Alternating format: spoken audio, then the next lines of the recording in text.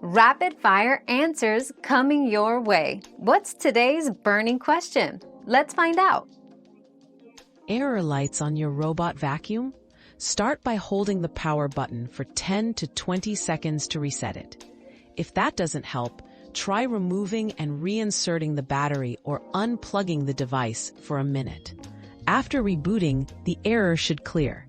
Regular resets help keep your vacuum running smoothly. Our quest for knowledge never ends. Thanks for being part of today's discovery. Subscribe, like, and share to join us on the next one.